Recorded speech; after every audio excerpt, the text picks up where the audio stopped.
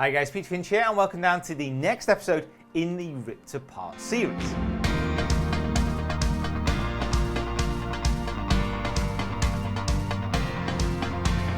Hold your gun, caught the wire, aim for desire. Hold your gun, caught the wire, aim for desire. Hold your gun, caught the wire, aim for desire. Hold your gun, caught the wire, aim for desire.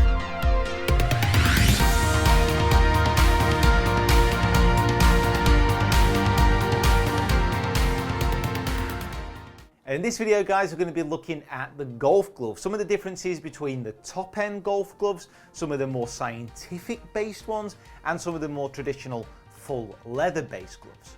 If you are new to the channel guys, make sure you hit that subscribe button, make sure you hit that like button as well, and comment below on everything that you see in today's video. Now the main glove that we're going to be focusing on is this little bad boy. So this is the FootJoy Cyflex. This is generally the glove that I will use when I'm playing, so that's why I want to rip it apart. And it's one of the more scientific premium based gloves that's out there. So it introduces some new technology rather than just having a leather full construction, and actually adds some different flex points. But we'll get into that a little bit more as we rip it apart. But first of all, let's have a little bit of a look at why the golf glove is important and why it's needed. So the golf glove is still quite relatively new to the golfing market. I mean, the first players to really make this popular, you're looking at Nicholas, and as soon as he started to win wearing it consistently, everyone started to wear it consistently, as you would imagine. But let's have a little bit of a look at why it might be useful to actually wear a glove. Now, if you are going to be wearing a glove, the first thing it should do is help you hold on to the club a little bit better. It's as simple as that. But the thing that you need to be wary of is what you are getting as far as grip is concerned versus what you're doing to your feel. Because as soon as you start to put something between your hands and the club, that is going to disrupt how that club feels within your hands. And that's why you see many of the top players, when they're not using a full swing, so when they're not producing all their power into a shot, they actually take their glove off. So if you think of players when they chip, if you think of players when they putt. So that should give you a clue that the very best players in the world, they do see the glove as useful for holding onto the club a little bit better. Sounds like common sense, doesn't it? But as soon as they start to switch to a shot which requires more feel, that glove is usually removed. And that's why the leather construction is the one that most people wear, because it's thin enough to actually maintain that feel, and it's hard wearing enough to actually last quite a few rounds, depending on how you grip it. But there are still players out there who don't use a golf club, but they are very few in number now. As soon as the problem is when you're playing in nice weather and your hands begin to sweat, that's when you're really going to start to notice, or you start to play in rain. Now, we are not going to be ripping apart in today's episode a rain glove, but that is something that I could do in the future. And guys, please comment below, what would you like to see me rip apart moving into future series? So without further ado, let's get ripping apart this glove. So let's have a little bit of a look at gloves. I have got two here. So I've got the Cyflex, this is the one that I'm going to be focusing on. And I've also got a Stay Soft as well, which is another glove that I use. This is just leather, there's a little bit of technology in here, but it's mostly the Cyflex that we're going to be taking a look at, because this is probably the more interesting of the two gloves. So let's start cutting apart first of all this Cyflex and talking you through what FootJoy are actually saying about this. Now, one of the reasons why I wanted to cut this up, one of the reasons why I wanted to show you the differences within this glove, is the amount of features that are on here versus a normal standard glove. So the first thing that we're going to be just having a little bit of a look at is what is happening around where that glove joins. So it's just that normal Velcro, there's nothing crazy there. But you can just see how this part of the glove is perforated. So this is all about letting the air flow in and out. So just trying to keep the hand that little bit cooler than it otherwise would do. When you compare that to the normal Stay Soft, the other premium glove, you can see that that isn't the case. That's just all that leather on there. So what we're going to do is we're just going to try and cut this out nice and neatly, and also show you how it flexes in this part of the glove as well. I'm going to put it up. I'm not joking, I'm not going to put it up.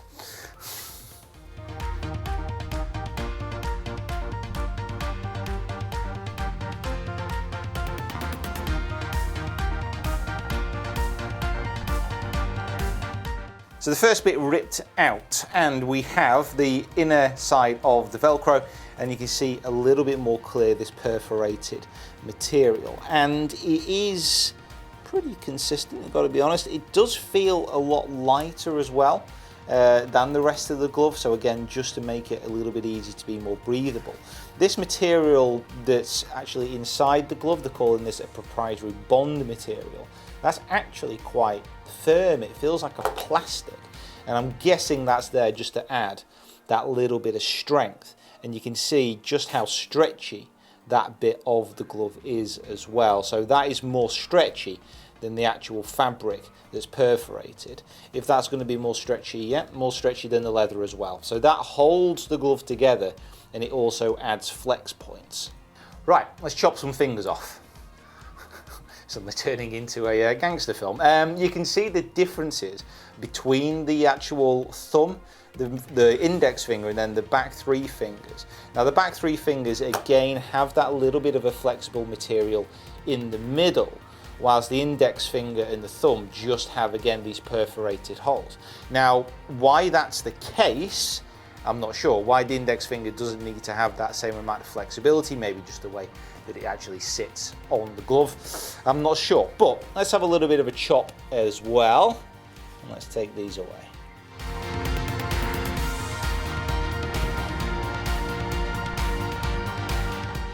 So we have index finger here, which actually just has the perforations a little bit on the outside of the glove, and that's full leather there, while the actual middle finger, it's got the leather on the inside, but it's synthetic on the outside, and it's got again that little bit more of that stretchable material there. So again, why is there a need for that difference? I'm not entirely sure, but you can definitely feel the difference when you're actually concentrating on it, when you're not just wearing the glove as a whole.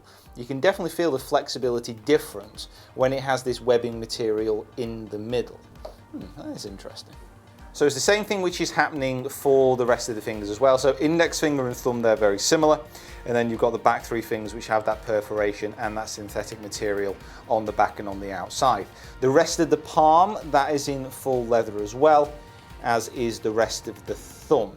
Got a little bit more breathable material and flexible material as it gets down to where the Velcro goes across. So there's so much of this glove which is different to the actual normal Stay Soft that I use as well. So it's going to be quite hard to see without a super close-up, but the perforations, none of that is present within the Stay Soft apart from the ones on the back of the fingers. We've got a little bit of flexibility working across the knuckles, which I think is going to be one of the main flex points within the grip, obviously, as you start to make that fist. But apart from that, I mean, the Cyflex is, on the face of it, a much more advanced glove than what we're seeing with the normal Stay Soft. And that is the Cyflex glove ripped apart. And I have to say, I found that actually quite interesting. I don't know if that's me just being a little bit sad, but I've never actually looked at a glove in that much detail before and exactly what it was giving me. And I have to say, the level of detail involved in this glove's construction compared to just the normal full leather ones I have used as well, I'm actually now more inclined to use this glove, if I'm going to be honest with you, just because of going through all the little flex points, of actually looking at all the different variations between the two. I actually found this more interesting and more compelling. But it'd be great to hear your feedback. It'd be good to know what you think about these ripped apart videos as well. So as always, please comment below, like the video, share it around, and make sure that you hit that subscribe button and that little bell icon. There's loads more of these videos on the way as well. So thank you so much for watching. I'll see you next time.